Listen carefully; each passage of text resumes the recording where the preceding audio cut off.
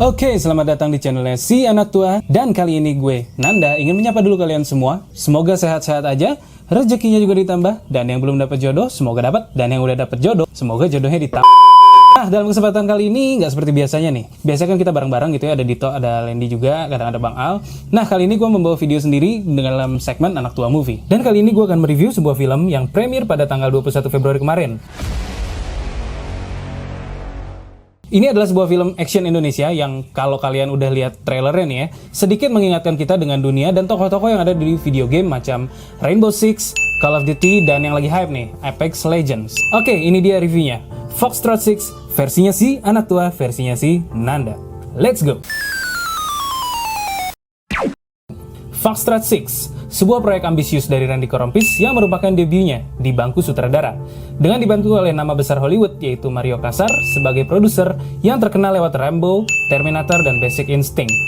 Dan tidak ketinggalan juga ahli special effects dan CGI Andrew Juano, pemenang Piala Oscar Best Visual Effect dalam Life of Pi, dan juga bertanggung jawab dalam serial The Walking Dead. Sementara di jajaran castnya melibatkan aktor-aktor yang memiliki kualitas acting dan jam terbang yang mumpuni, seperti Oka Antara, Julie Estelle, Ferdy Sulaiman, Rio Dewanto, Arifin Putra, dan Chico Jericho. Dan kabarnya nih, film ini menghabiskan dana sebesar 70 miliar. Sebuah angka yang fantastis memang untuk sebuah film Indonesia. Oke, langsung aja gue bahas sedikit tentang sinopsisnya nih. Nah, film ini menceritakan sebuah kondisi distopia di Indonesia yang pada zaman itu menjadi negara adidaya dengan melimpahnya bahan pangan yang ada. Namun masih banyak rakyat yang hidup di bawah tekanan para penguasa, yaitu Piranas, sebuah partai politik yang memiliki konspirasi dalam memanfaatkan kekuasaannya. Angga, seorang anggota dewan dan juga mantan marinir, mencium niat busuk Piranas untuk menipu rakyat. Akhirnya, Angga membelot dan bergabung dengan organisasi pemberontak untuk membentuk sebuah tim atau squad yang beranggotakan 6 orang untuk membongkar semua kejahatan mereka. Oke, langsung aja ke first impressions of the movie. Nah, di paruh awal film ini dibuka dengan cukup baik ya, dengan alur yang ringan, membuat gue nyaman untuk menyimak film ini. Penggambaran dunia distopia yang mengingatkan gue dengan scene-scene awal film Total Recall yang dieksekusi dengan menggunakan CGI. Dan film ini, seperti yang udah gue bahas juga di video sebelumnya, menggunakan full bahasa Inggris dan aktor-aktornya ini mampu membawakannya dengan cukup baik. Oke, lanjut ke good things of the movie. Sound effect dan scoring yang terkesan berani dan tidak pelit alias jor-joran.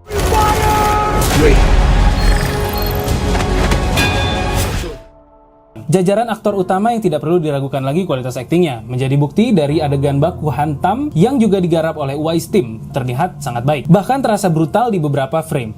Serta adegan drama apik yang lagi-lagi ketolong oleh acting cast-nya. Jujur aja nih, gue sempat salfok dengan karakter Spek yang diperankan oleh Chico Jericho, kayak membawa sesuatu gitu tentang film ini. Oke, sekarang lanjut ke bad things of the movie. Nah, kalau tadi gue bilang sound effect yang terkesan berani, namun sayangnya menjadi hal repetitif. Scoringnya juga nih, terasa kayak kodian film-film action yang udah ada. Premis yang sebetulnya potensial, namun dieksekusi super generik, dengan line-line yang berasa adopsian dari film-film Hollywood yang udah ada. Dan banyak banget skenario callback yang miss, dan jadi berasa garing gitu adegannya. Ditambah dengan pemeran ekstrasnya, yang ekspresinya terlihat dibuat-buat, seperti penonton acara musik bayaran, kayak gini nih.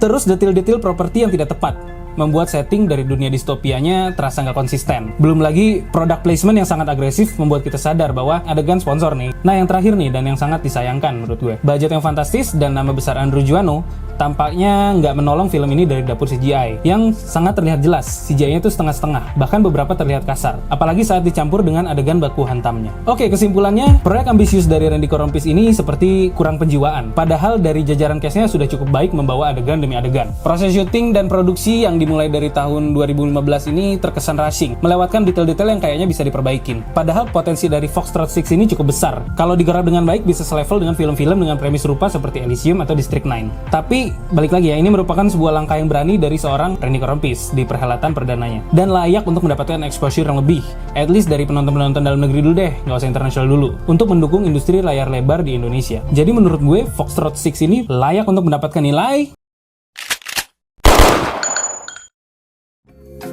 Oke, gitu aja review dari gue untuk film Foxtrot 6. Nah, review ini merupakan opini pribadi dari tim Anak Tua. Jangan lupa like dan subscribe kalau kalian suka dengan video ini, tapi kalau nggak pengen subscribe, pengen nonton videonya aja juga nggak apa-apa. Dan jangan lupa komen di kolom komentar kalau kalian punya pendapat lain mengenai film ini. Dan yang terakhir, dan yang paling penting nih, share video ini ke siapa aja yang menurut kalian perlu untuk menonton video ini. Oke, gitu aja dari gue. Nanda izin pamit. Play original, bangga main original, dan jangan lupa bersyukur. Bye-bye.